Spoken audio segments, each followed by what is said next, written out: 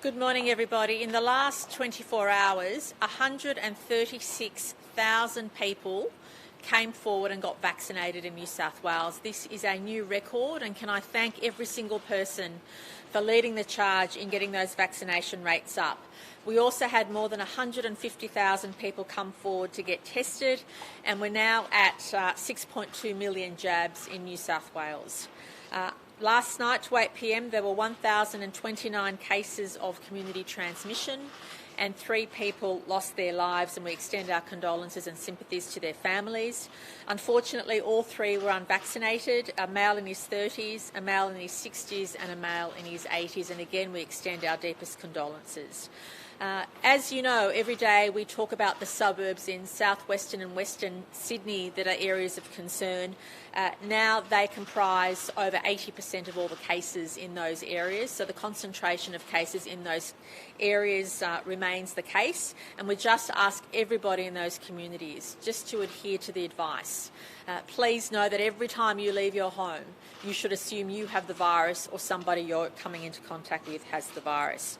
As far as Western New South Wales is concerned, we have seen obviously the concern level there continue in relation to the number of cases, and that is the most area of concern in regional New South Wales. However, there has been a stabilisation of cases pretty much across the regions, but for Western New South Wales, and Dr Chan and the Deputy Premier will speak about that, and we're obviously making sure that we support those communities through social services, government agencies and vaccination.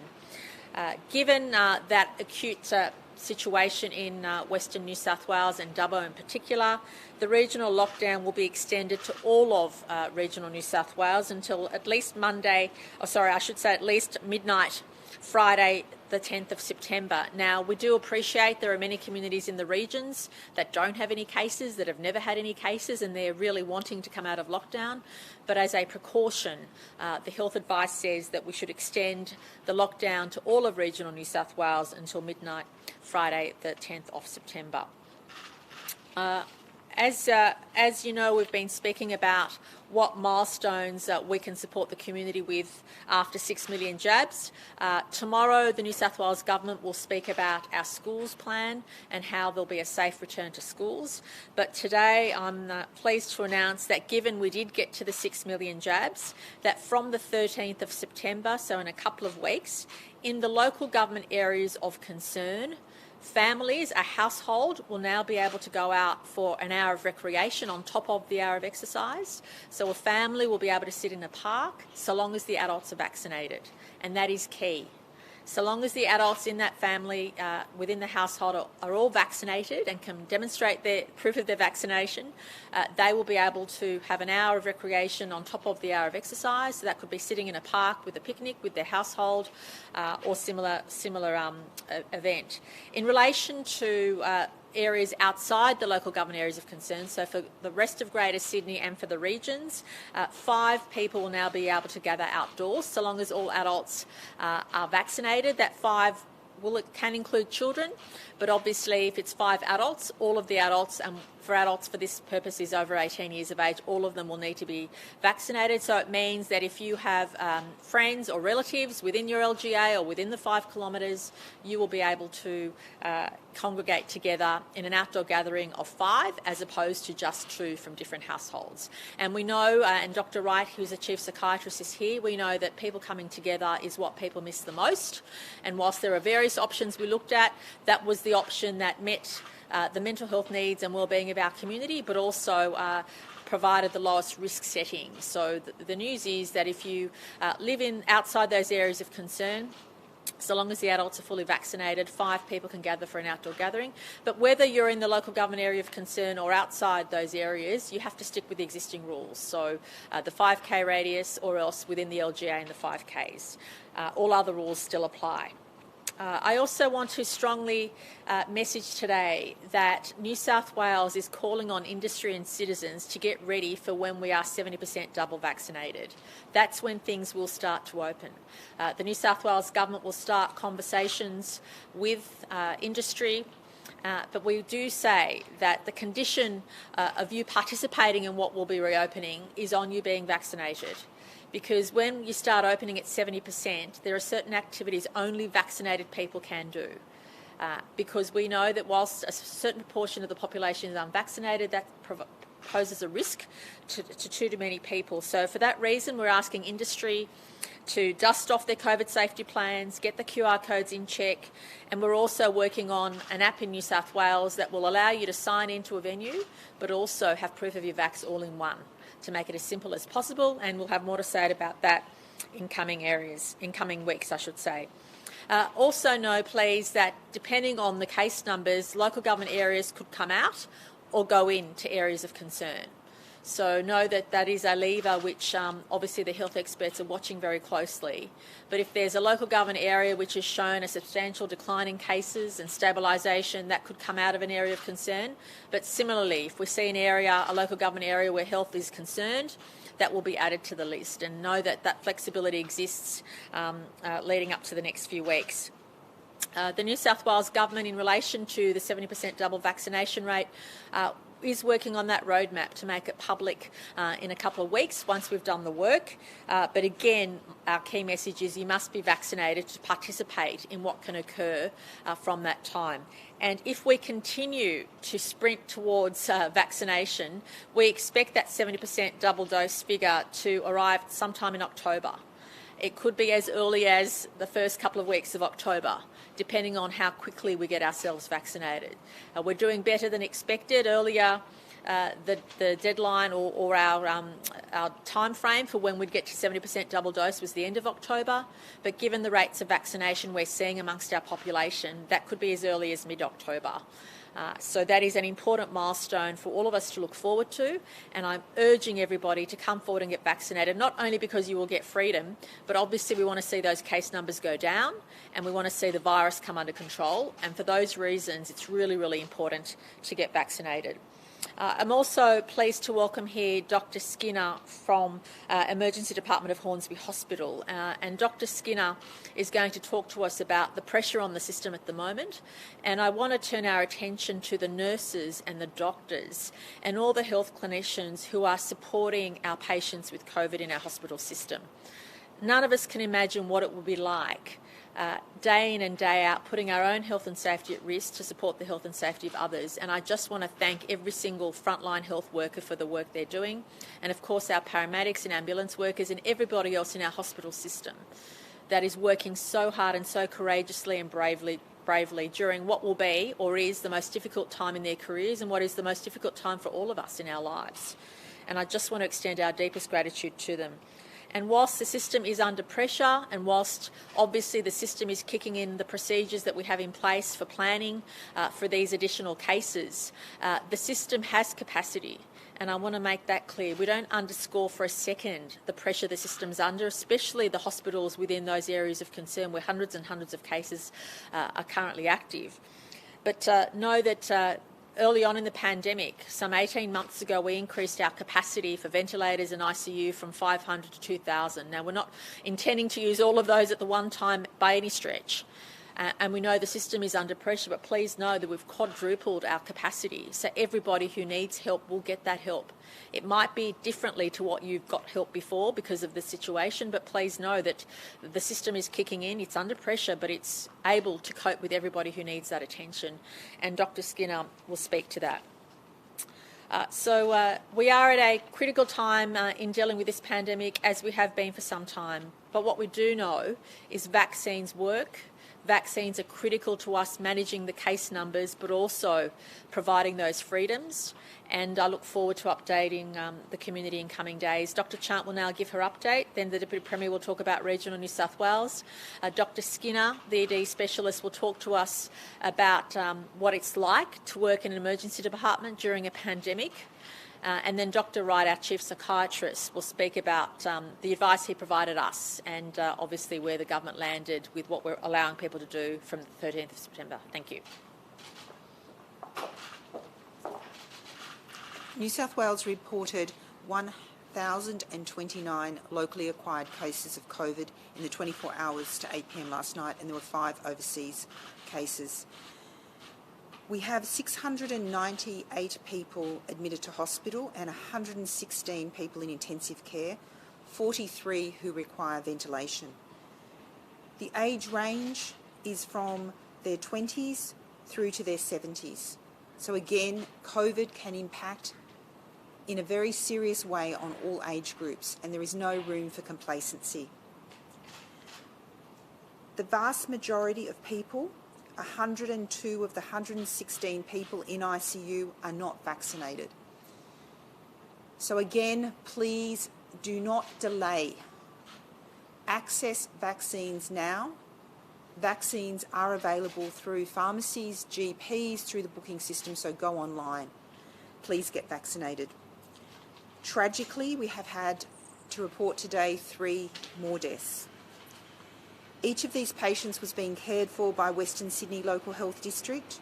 There was a gentleman in his 30s from Western Sydney who died at home, a man in his 60s from Western Sydney who died at home, and a man in his 80s. These deaths occurred on different dates from the 17th of August through to the 21st of August. Can I just extend my sincere sympathies to their families, and these cases are also being investigated by Western Sydney to look at any learnings accrued as they all deteriorate at home.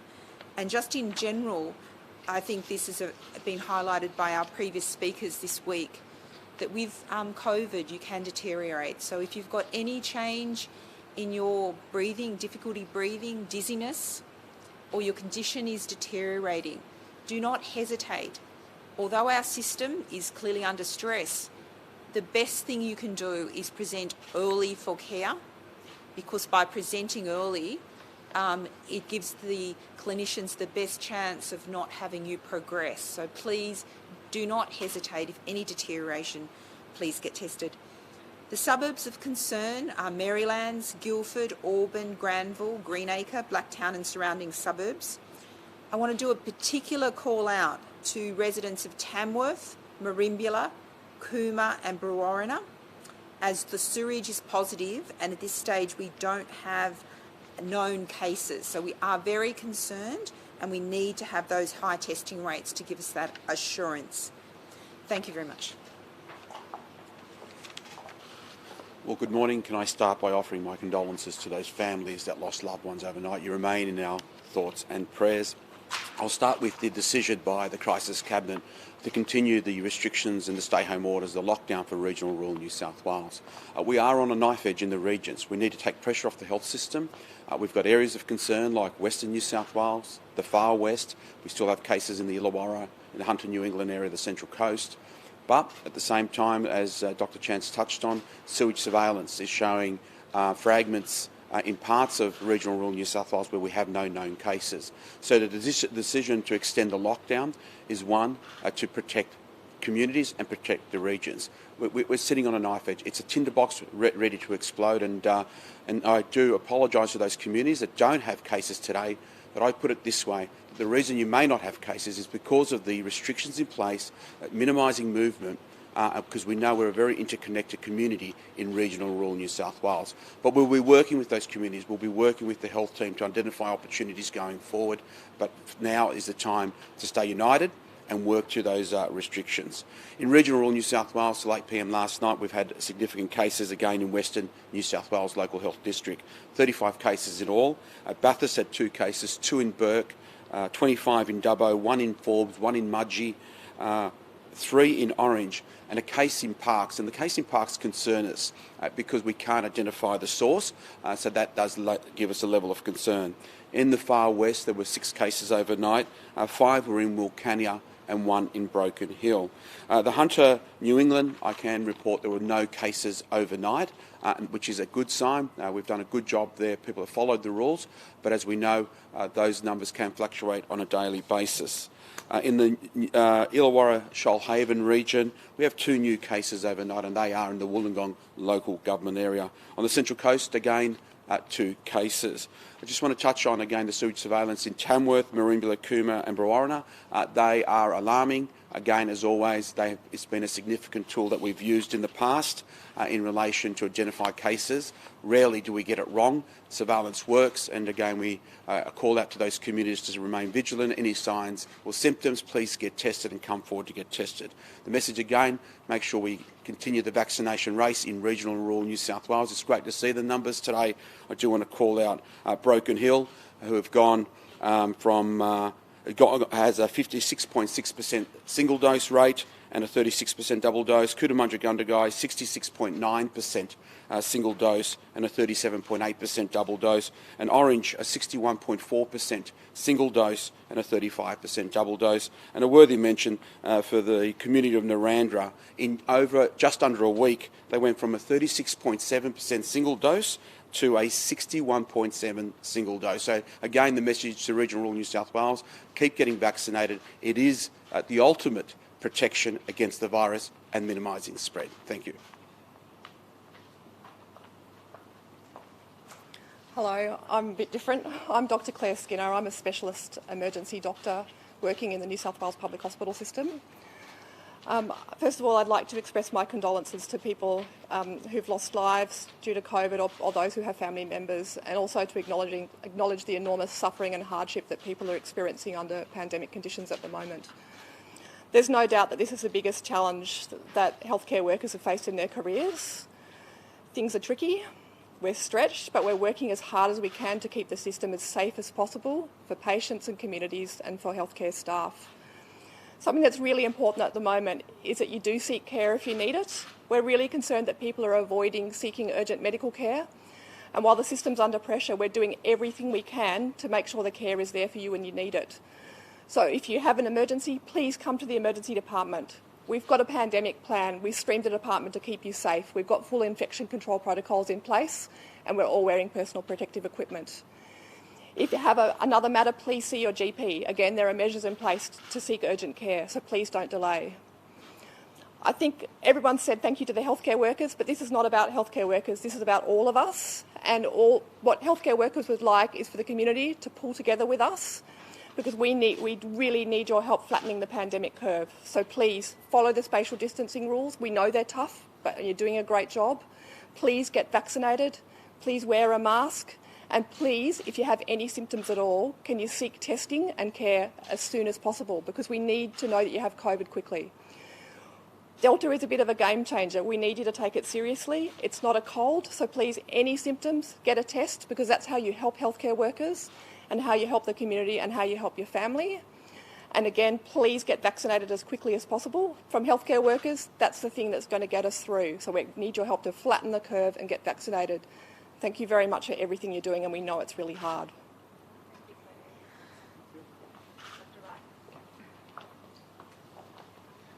Good morning. My name is Dr Murray Wright. I'm the New South Wales Chief Psychiatrist. This morning I wanted to say a few words about the concept of recovery as we use it in the mental health world.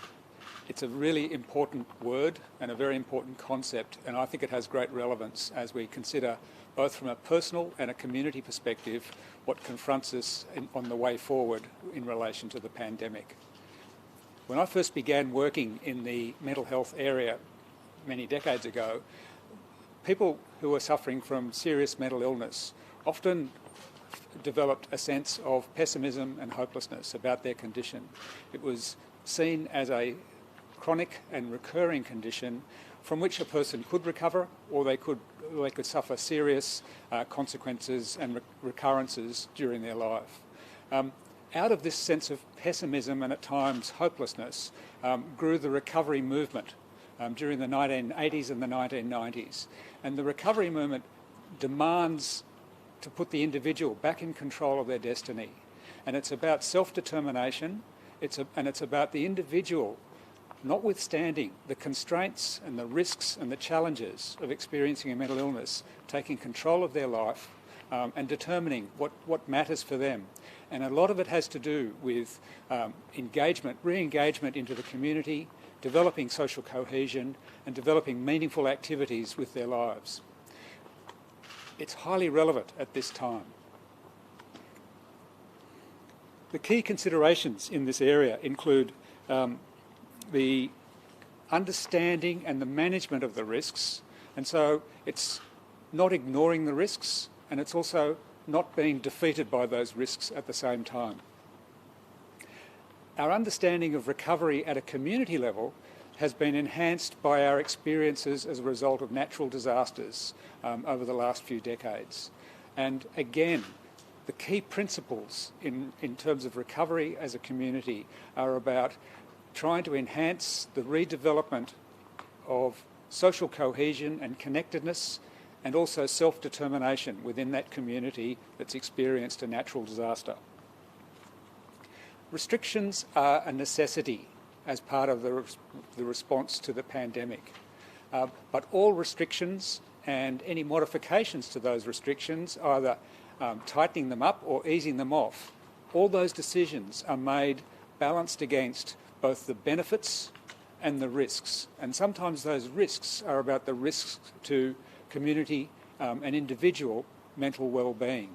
And we have an active voice in considering the risks and benefits every step of the way. We know that people recovering from sustained stress and depression often, as a result of those experiences, have disengaged from their family, their loved ones, their social activities, and they often feel quite defeated and pessimistic about the benefits of re-engagement. Sometimes their motivation and self-belief has been eroded as a result of those experiences. And in any kind of treatment situation, it's really important to help that person or those individuals identify what are the key things that matter to them in terms of their connections with others, whether it's the workplace, the community, or their recreational activities, and to try and figure out ways to reconnect. In my opinion, that's very appropriate for us now and going forward. Spare a thought for those people in your circle who may have experienced particular challenges during the course of the pandemic. People who live alone, people who have experienced loss, whether that's loss of their livelihood, their family, or a loved one. Individuals who are still disconnected from their families because they're interstate or overseas, and also people who have been dealing with mental health issues, either pre-existing the pandemic or as a result of their experiences during the pandemic. And don't forget young people, because these individuals are beginning to make their way in the world, and that's hard enough at the best of times, but much harder when you're faced with all these sorts of constraints. It's really important to reach out to people and ask them how they're coping with these challenges. But don't forget, we have a number of resources that are available to individuals through their local general practice, through counselling services, through online resources, and also telephone-based services such as Lifeline.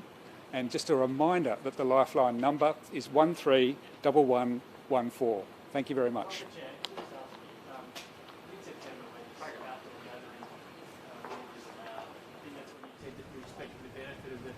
Vaccination push to kick in. Have you given advice to government about where you think case numbers might be at that point, and what is that advice? So my advice to government is that the case numbers may well continue to go up before we see the trajectory of downward transmission. As I said, that the factors that go into that model is how we're adhering to the mobility restrictions, how we're individually behaving. We have seen some deterioration in some of those metrics because people are obviously feeling so tired and frustrated with the length and duration of the restrictions. So I can't, in answering your question, the model is the model, but the inputs into the model also reflect how we as individuals behave. They also factor in how quickly we're vaccinated and whether the vaccine is getting into the places we need it.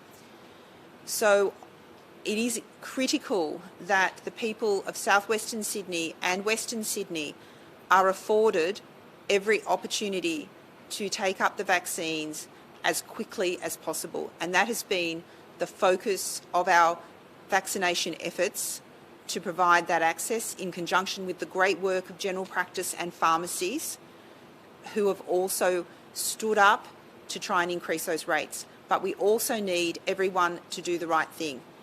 As you know, we see the predominance of cases in southwestern Sydney and Western Sydney, but you cannot be complacent anywhere. And we do see the fact that people bring it back to different communities.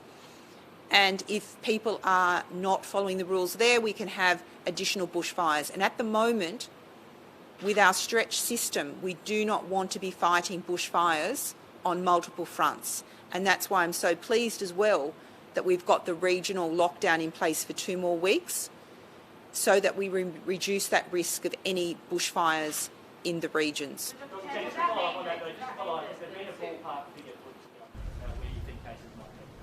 So the modelling is redone every time, and clearly we've got at 1,000, and I would indicate to you that the numbers may well go way above 1,000 cases. So, Dr. Chan, does that mean that this 2 weeks until it starts, that September 13 date is based on the fact that you believe the modelling shows that the numbers will have started their downward trajectory by that stage, and what is that figure expected to be? So I think it's about 2 things. One is the fact that we want to recognise the mental health impacts on the community. By then, in September, the weather will be a nice time, and we know that outdoor spaces are less risk. What we're doing is also incentivising vaccination, because to avail yourself of this, you have to be vaccinated. And again, in the local areas of concern, we've taken the precaution that it is just open to the household group. And again, it's a thank you to the community. And I think we have to, at this difficult time, say to the community, it can be different, and you have increased your vaccination coverage. And this is about rewarding the community in a way that is very safe. But the numbers are influenced by every action we as individuals take, the actions of the community, the actions of industry. So the model is updated very frequently, but the largest factors in it is how we behave as individuals and how many vaccines we get in. So if we limit our mobility, we don't interact with many people, that will be the best. So what we're trying to do is really get that mobility down as low as possible, particularly in the local government areas of concern. Based on Dr. Chan, from a health perspective, what gave you the confidence to be able to tick off on these changes from September 13? I think that one has to keep them in proportion. We're allowing a household who has been doing it tough in southwestern Sydney and western Sydney to sit in the park as a household if all of the adult members are vaccinated. I think whilst I hope the people of southwestern Sydney and western Sydney appreciate that, for many they will go, that's not much. So I think, to be perfectly frank, these steps are baby steps, recognising the serious situation we are in. And I think it's important that we are allowing those interactions, that human interaction in an outdoor space, fully vaccinated adults across the other local government areas of concern, outside those local government areas of concern. And the other factor that gives a safeguard is that if there is an uptick in cases outside those current local government areas of concern, as the Premier's indicated, they might be in a designated local government area of concern. So that's the other control on this. So very much what setting you are going to have on that date will really be dictated by your actions and movements and your compliance with. The rules could be stretched in some regards, that people might say, yes, we all live in the one household, or... I think police have, clearly if you live in that, most adults would have some form of identification on you, like a driver's licence. Now with the great digital driver's licence, I think most people have availed themselves of that, or a hard form. I think it's not easy. It's very easy to see that people are within the households, and I think that we have to appreciate the genuine mental health impacts. And this is about an hour of time within a household to sit there and have a picnic. Now those individuals may not have had the privilege of having a backyard that they can go to. I think we have to balance COVID risk with compassion. Now, obviously, police have been consulted on this, and can I just stress, if there is any issues of non-compliance or it's causing any issues, of course, government has always changed its mind. But I think we also, as the Premier has said repeatedly, we have to give the community the benefit of the doubt. The vast majority of people in the community do not want to see their loved ones subject to COVID, come down with COVID, and are doing all they can. And as I indicated, many people are unknowingly becoming infected in various settings. The 3 people, they died at home. Does that have anything to do with the pressure on the hospital system, or were they being cared for in out of hospital at home? They were being cared for in out-of-hospital care, but I think any circumstance where there's the deaths, the usual process for health to do is review it and see if there is any learnings. And I think you've seen us over the upcoming days, and again, what Dr. Skinner has indicated. We don't want people delaying getting care, and we don't want people to underestimate that young people are generally not breathless. So young people, breathlessness is a major symptom. So I think people are underestimating sometimes they're soldiering on, and I think we need to take every opportunity to get people to present early. Presenting early is key because we know that good medical care, I defer to Dr. Skinner, but if someone presents early, it gets good oxygen uptake, and that we may prevent them from deteriorating. I think that's a really good point. So, and hats off to the hard work that my colleagues in emergency departments across New South Wales are doing, but we would far rather see someone early in the course of illness when we have the chance to intervene and to change the course of their illness than to see them when it's really late and they're already requiring ventilation or time in ICU. It's only a small fraction of people who are getting to ICU with this current outbreak. We're actually doing a really, really good job, and I think sometimes we lose sight of that. But that's absolutely dependent on getting tested early and reacting to any even minor symptoms and getting a test and seeking care really early so we can turn things around. There seems to be a problem with people's vaccination record being uploaded from some of our like Homebush, for instance, one person I spoke to this morning, 5.5 weeks waiting for that to turn up on their record. If these people can't, what are the problems with those being uploaded? And if they can't prove it, are they going to get fined? Look, I'd be happy to look into the particular circumstances. Sometimes it's as simple as someone's Medicare details don't reconcile with the current loading up. I mean, this is a complex system where people upload through the systems, and if there is any mismatch, sometimes it takes a period of time to reconcile those outliers. I can assure you, from my own experience and that of my family, that the records get generally uploaded very, very promptly. But there will be a small number where just because of data reconciliation issues it takes longer. Can I just say I've been really at all of the press conferences and in discussions with police, they take a very pragmatic view. Clearly they will want that and follow it up, but if you can subsequently demonstrate that, I'm sure that they would show. It's not for me to speak on behalf of police, but at every press conference I think there's been a very much a sense that we want to find people for doing the wrong thing. We don't want to find people when it's through no fault of their own they have not been able to demonstrate it. We've indicated that at 80% we might be opening up a bit more widely. Are you concerned at all that the 20%, what if they get sick? Will the New South Wales hospital system be able to cope with that? That's a concern that has been raised by some of the unions. So I think what we need to say is this is not going to be this is going to be phased and calibrated. The best thing we can do is get vaccinated as soon as possible and follow the public health rules so we can keep the case numbers very low. What we would like to see is, in living with COVID, very, very low levels of community transmission, and what we would like to see is that very high rates of vaccination.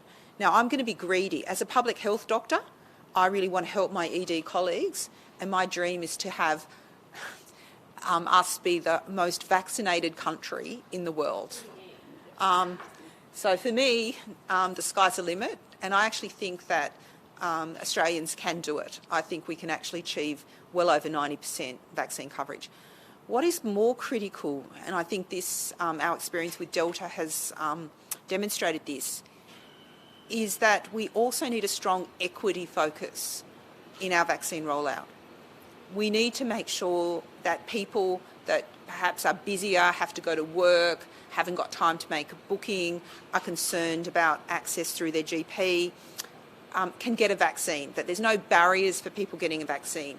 We need to make sure that people that perhaps are homeless, people that maybe have other priorities in their life or other issues impacting on their health and well-being, that we actually support them for vaccination. Because I think you can see that if you have pockets of low vaccination in our community, we'll continue to struggle. And we know how infectious Delta is. It will rip through any under-vaccinated areas. And so I'm so pleased that the focus we've been having and the hard work that districts have been putting in place to actually reach out to homeless, to actually deliver vaccine as well as our mass vaccination. There's been a lot of work with local organisations to identify communities that need extra support, and that's going to be a factor. So it's going to be our overall vaccination level, and let me say, I want us to be the high score for the world, and I think we can do it. And in the remainder, I'm very keen that we are only as good as what we've achieved in our most vulnerable communities. So I want our homelessness level vaccination rates really high. I want our Aboriginal communities to be highly protected by vaccination. I want our drug and alcohol clients, our mental health clients. I want our justice health clients. I want our prisons clients. I want all of those groups very high vaccination rates.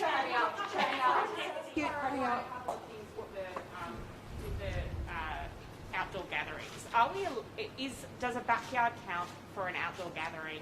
And also, when people are in their outdoor gatherings, do they have to wear masks? Nobody from outside the household, anywhere in the state, is allowed into a household. Can I make that very clear? So because of obviously the restrictions that are in place and the fact that we want to get the case numbers down, we want the curve to turn, we can't allow anybody outside a household, no matter whether you have no virus in your community and have never had that. The risk is still there. And so the decisions we came to as a government were very much based on the health advice, but also the advice of the chief psychiatrist. We know people coming together, people enjoying the outdoor weather is a huge relief from a wellbeing perspective, and it's safe. Safer than any other option, and that's why we took those decisions. We think it's a very balanced and measured approach, and this is the approach we'll take when we start opening up. I don't want anyone to be concerned that when we get to 70% double dose, that we're going to do anything which isn't based on sound health advice, but also appreciates our aim to live with COVID in a safe way. And I share Dr. Chan's optimism about our vaccination rates. The way New South Wales has been going is outstanding. And if we continue to sprint, we will make sure we not only hit those 70% double dose targets, but that we get to 80%. Very, very few places on the planet have got to 80% double dose. Very few places have got there. I'm confident New South Wales can get there, and I'm incredibly proud of our citizens who are doing it tough, who've got every reason to be really angry at us, are really going out there and getting the vaccine because they know it saves lives. It helps Dr. Skinner and her colleagues and all the nurses out there who are doing it tough every day. It keeps people out of hospital. And we also know that it helps people look forward to having free life. And every state, and again, New South Wales has had to deal with this in a very stark way. But every state, once we open up at 80% or 70%, every state's going to have to deal with Delta. And every state's going to have to deal with the fact that you're going to have more cases. And as I keep saying, the most important statistics for us to focus on are the high rates of vaccination and the number of people we keep out of hospital. And that is really, really important moving forward. Can I just ask you about 16 to 39-year-olds? You've given priority to 16 to 39-year-olds in the hotspots. What about 16 to 39-year-olds elsewhere in the state? A lot of them still have a bit of reluctance when they're 18 to take AstraZeneca. What should they do And now I've heard they're waiting weeks and weeks for their first dose. Well, firstly, obviously, the supply constraints exist for people who are between 16 and 18 years of age, but Dr. Chan's health advice, the advice of the public health team, is to gate the highest rates of vaccination we can in those local government areas of concern. In Greater Sydney, those 12 LGAs are comprising nearly 90%, on some days nearly 90% of all cases. And the best advice we have on reducing the case numbers, reducing the rate of hospitalisation, reducing death, is vaccinating people in those areas, especially younger people. We're seeing around 70% of cases are in people 40 years or younger. They're the ones that have to go out for work. They're the ones that have to come home to families and unfortunately are infecting households as a result, sometimes unknowingly because of the way the Delta virus works. So the best health advice is telling us target your vaccinations in the first instance to those local government areas of concern. But obviously we've seen an uplift in many regional communities. Thank you for coming forward and getting vaccinated. There are supplies of vaccine through GPs, and we've relied on our GP network. Thanks to all the GPs. We've relied on the pharmacists. Thank you to all the pharmacists, and of course our New South Wales Health Hub. So there is vaccine available, and we're asking everybody to come forward, follow the health advice, and get vaccinated. A lot of anticipation. New South Wales, we know that cases are continuing to rise. On regional New South Wales, cases are continuing to rise, and we've spoken to some people concerned about hospitalisations. Wilcannia, places like that, there's barely any health services. Have you considered talking to the federal government about sending out the military to set up things like field hospitals and things to really support them? I might ask Minister Hazard to answer that question.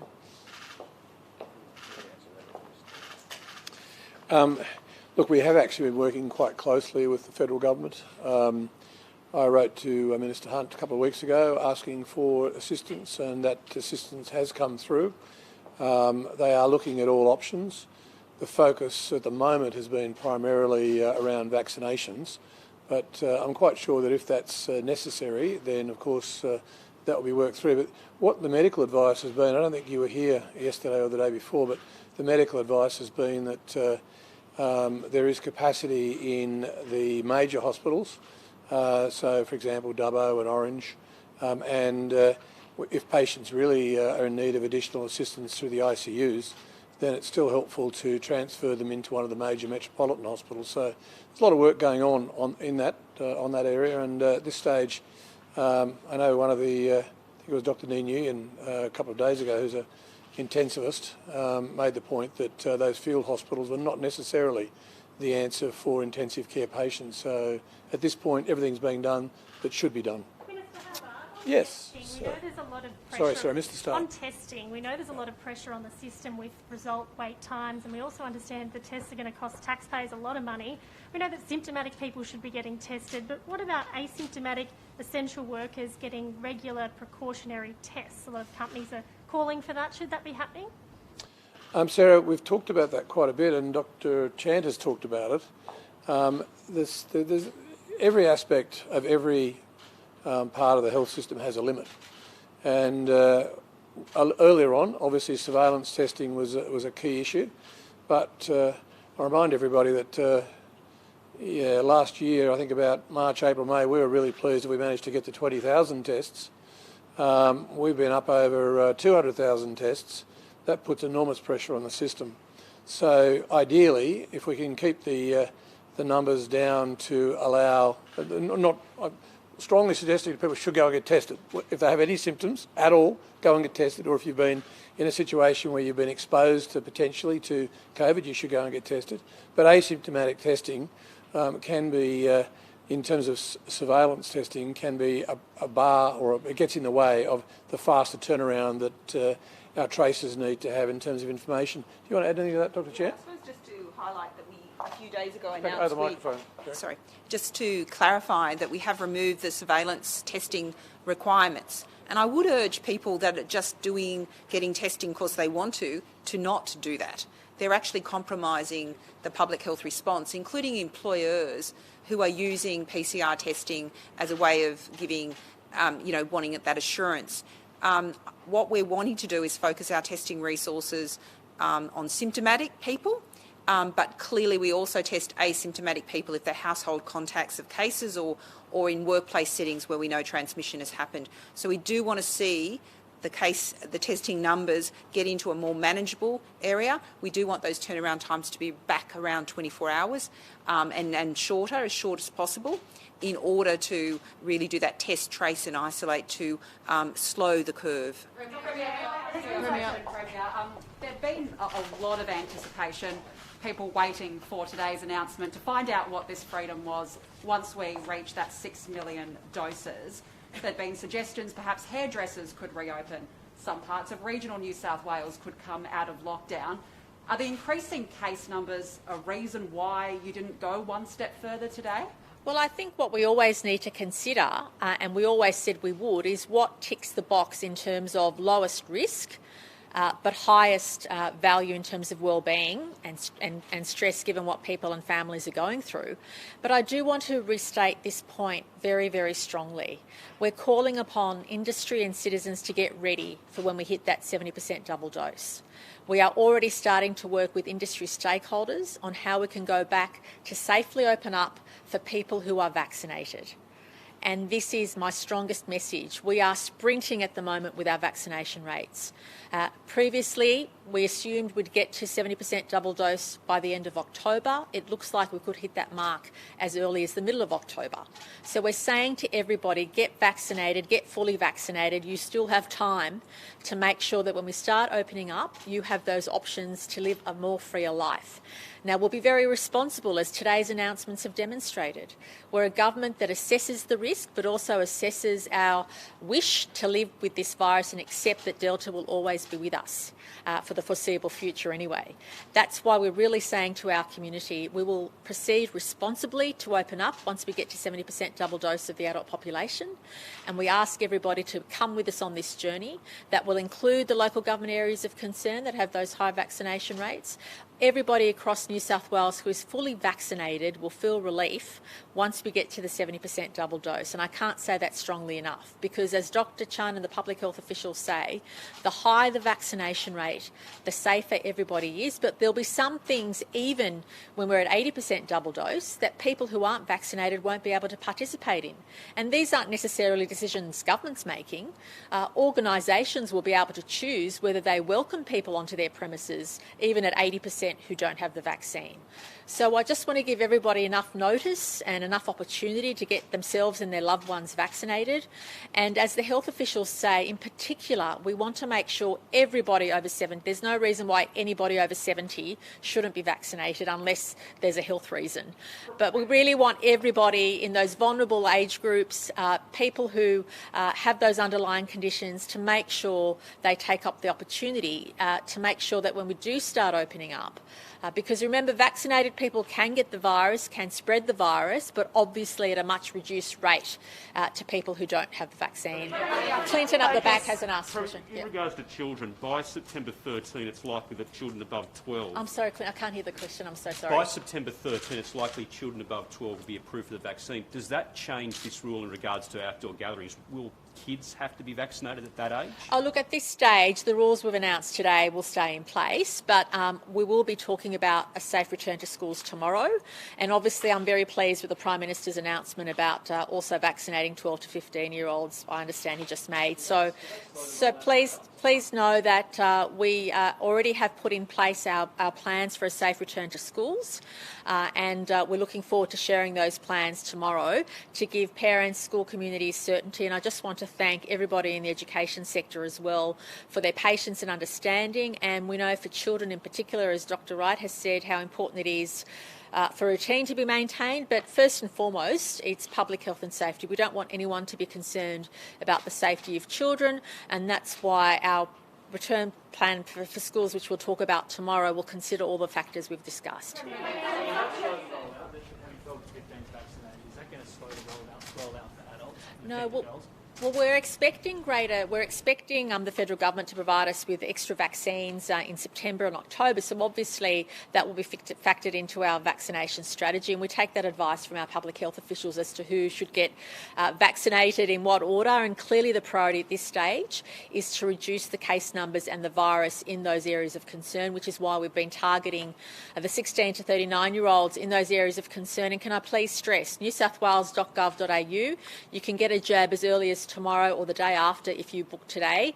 And it's really, really important to get as many people in those age groups as possible in those areas of concern vaccinated. I'm pleased to say that I understand more than 300,000 people in that age group have already booked and are starting to receive their vaccines. That's on top of the 100,000 authorised workers that we already had in place. And we're using opportunities, especially over the weekend, to target specific occupations, and we'll have more to say about that in coming days to make sure that all categories of frontline workers, everybody who has contact with others, comes forward and gets vaccinated. And obviously our strategy also has included making sure that categories of workers who want to get back to work are vaccinated to keep everybody safe. Premier, Aboriginal communities say that you've been negligent by letting the virus spread in really vulnerable remote communities. Is that fair? Well, the New South Wales government has worked really hard to support all of our vulnerable communities across the state, and will continue to do that. And again, our certain vulnerable communities were earmarked to be vaccinated by the Commonwealth many months ago, and we're addressing those issues now. We're stepping up as a state and supporting the Commonwealth in those vaccination programs, and thank you to the Commonwealth for getting us vaccines to those areas of concern. But we want to make sure that everybody has the opportunity to get the vaccine as quickly as possible, especially the most vulnerable. And that is our plea, and our heart goes out to any person who feels vulnerable because they're not vaccinated, and that's why we're saying to everybody, please come forward and get the vaccine. There is supply available, especially for vulnerable communities, but also for anybody who wants to safeguard their family and their loved ones. Said today that we're more likely to go overseas than we are domestically. I'm sorry? Alan Joyce has said that we're more likely to go overseas than we are domestically. What do you make of that statement, firstly? And do you think that, for instance, WA and Queensland will stick to the National Cabinet Agreement? Well, I hope that all of our colleagues stick to the National Cabinet Agreement, and I've tried to be as direct and as real about this as possible, but every state, once we get to 80% double dose vaccination, which very few nations, I think there's only one nation we know of that's managed to get to double dose 80%, and I'm confident Australia and New South Wales will because of our attitude and the way in which people have stepped up. But once, if not at 80%, when do you open up? When do you say enough, we have to let ourselves in a managed way? And remember, even at 80% double dose, we'll still have rules in place, we'll still have restrictions in place, but it'll be nothing like what we're living through now. But even at 80%, people will need to make sure they sign in for their QR codes, social distance, good hand hygiene, and depending on things, there'll be various restrictions in place even at 80%. But we'll be living life much more freely than we are. And the reason why you do have restrictions in place even at 80% is to make sure that you're protecting those who are unvaccinated, but also even those who are vaccinated can still, especially if they're vulnerable, can still get the virus. So at 80%, we'll be living life much more freely, but in a managed way. And all states in Australia are going to have to come to terms with this. And there has to come a point in time where leaders say, OK, enough's enough. We now have to accept we can't live like this forever. We have to allow loved ones to come together. We have to allow Australians to move freely within Australia. And that's why it's so important for everybody. It's confronting. Believe me, I know what it's like. It's extremely confronting to have to honestly and directly say to your citizens that there is no easy way through a pandemic. There is no easy way to open up. There is no easy way to expect that, unfortunately, some people will get very ill, especially those that aren't vaccinated. It's a horrible situation to be in, but one which every single citizen of the globe has to come to terms with. And our best way is to do it in as managed way as possible by having high vaccination rates, being very responsible every time we open up, every time we make a decision, and making sure the community feels at all time that their safety and health is our first priority. This announcement today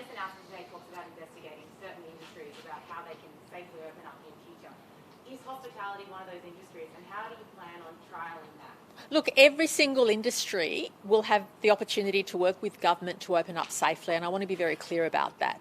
We're not going to, and that is one of the reasons why we wanted to do all the industries together, to say that every industry has the opportunity in a COVID-safe way, with the restrictions that we'll have in place at the time, to offer vaccinated citizens opportunities to use their services. And I want to be very clear about that. At 70% double dose, it will be vaccinated people that will have those extra freedoms. And Does that include going to a venue or a bar? well, we will have. I do not want to provide any details at this stage, because we're working with industry, we're working on our roadmap, we're working within the National Cabinet settings as well. So I just want to be very clear that as soon as the New South Wales Government has confirmed which industries will be able to open up to some extent from the 70% double dose in a safe way, we'll of course let the community know. But I do want every industry to be ready. Every industry should start thinking about what life will look like for vaccinated people once 70% of our adult population is vaccinated. And we're looking forward to starting and continuing some of those discussions that have started. But central to that will be vaccination, but also our capacity to make sure QR codes, proof of vaccination, a number of other settings are in place to make it as safe as possible, because during every step of the way, even when we're at 80% or higher rates of vaccination, we need to keep an eye on keeping people out of hospital and managing that well.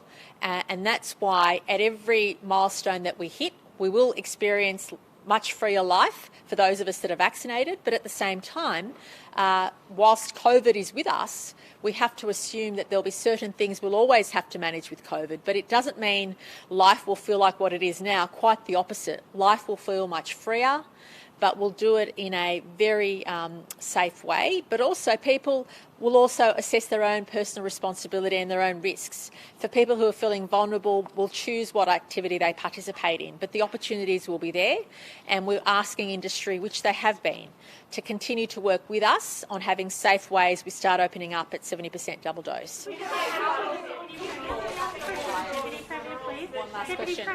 Last questions, yeah. Deputy Premier, you said you wanted to give regional New... Sorry. You said you wanted to give regional New South Wales certainty in a long-term plan. This is a 2-week plan. Obviously, in 2 weeks we could still likely have 1,000 cases. It could still be a tinderbox ready to explode, as you say. Has any hope for towns without cases to get out of lockdown? Does any of that hope still remain? Of course there's hope. I mean, again, for the regions, the lockdown, the restrictions that are in place are to protect regions. I don't want cases. I don't want sewage surveillance to say there are fragments that have been detected that are putting a community at risk. You know, you all have raised the issue about our health system in regional rural New South Wales, and the other part of this is making sure we don't overwhelm our health system. We need to give the health system a bit of a break as we are dealing with significant pressures here in Sydney. So we have an opportunity to play our part. A 2-week extension gives us the ability to grab more data, to understand exactly what's occurring in the regions. And it is a tinderbox, because if you have a look at what's happening in Western New South Wales and places like Dubbo, the reach is significant. The interconnectivity between regional communities is part of who we are and what we do. And I know there are areas that have never had a case, but you know, there's never been a case of the Riverina in this outbreak, but we've got fragments now in Temora, or exposure sites, in Temora. We've got fragments in Cooma, we've got fragments in Merimbula. Tamworth, which was previously clean for 2 weeks, 2 to 3 weeks, is now under sewage surveillance, has got some issues. So for me, this is the right decision to inform the community that a 2-week extension is appropriate, and it's the balanced approach by the government. And we'll deal with that, we'll assess that. If it means further extension, we'll make that decision early. If it means an opportunity for regional areas to open, we'll make that decision, but we'll base that on the advice and the data that's in front of us. Deputy, changes to the public health order, please. Sorry, Minister Hazzard, can you run us through the changes, quick fire, run us through the changes to the public health orders in terms of funerals, etc., and then also when will the permit system be coming online for people who will have to have one on Saturday? For what? Sorry, Liz, that's what you said.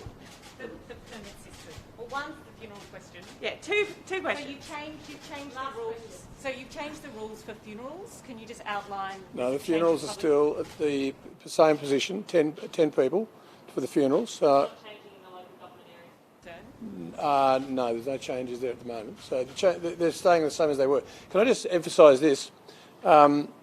someone asked earlier about vaccinations. Can I just say, we've heard Dr. Skinner and others today talking about the fact that they need our help. Can I just say, the gift that we can all give our doctors and nurses who look after our lives and keep us safe is to go and get vaccinated. I've just received a text message saying that we still have vacancies today. We have 8,000 at the Kudos Stadium, we have 2,500 at Macquarie Fields, and we have 1,000 at Prairie Wood. So there is no excuse. Today is a wonderful sunny day.